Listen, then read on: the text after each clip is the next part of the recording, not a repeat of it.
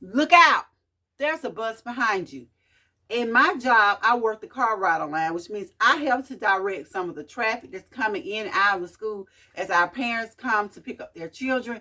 And a lot of times, most days things go smooth, or, we do have a few issues with a couple of parents, some every day.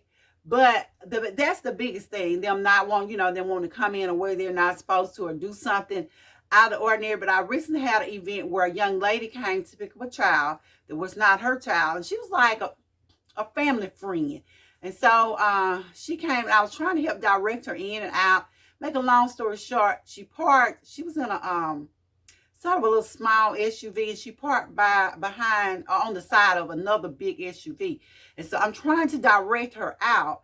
And in the process of doing it, I tapped her car and she went off. She was like, "Why are you tapping my car? Why are you doing this? Why are you doing that?" And just for the record, it wasn't who you would have thought it was. But anyway, young lady, and she was very nasty.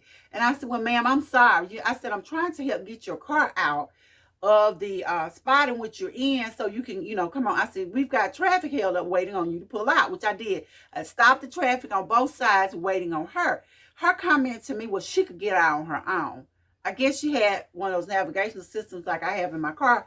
But the thing is, she couldn't actually see around that other big SUV. You let yourself out if that's what you want to do. So at that point, when she finally backed out and she pulled out into the road, then she saw that it was a huge bus standing right there behind her. And I was holding the bus up from hitting her.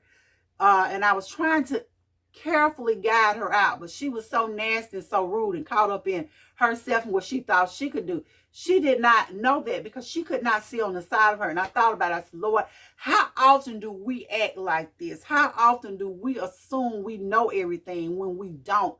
When you see all things, God, we look at the outside appearance. When you look at the heart of man, we're dying to have whomever. And Lord, you're moving them out of our lives, or you moving us out of those situations. You see what's coming where we don't. You see our todays, our yesterdays, and our tomorrows all in one glance. So when we are trying to have our way, and I know I'm guilty of it myself, of trying to have my way, of trying to promote Luanda's agenda and not the agenda of God. When we're doing all of that, help to remind us, Lord, that we don't see what you see. There's a bus behind us. His Lord told us in his word, He said, his thoughts are not our thoughts. His ways are not our ways. As the heavens are high above the earth, his ways are so much better than our ways because he is aware of what we are not aware of. So for each of us, please watch out. There's a bus behind you, maybe not literally, but figuratively. The Lord may be protecting you or holding you back from something else. Keep that in your mind as you're having a fit to have your own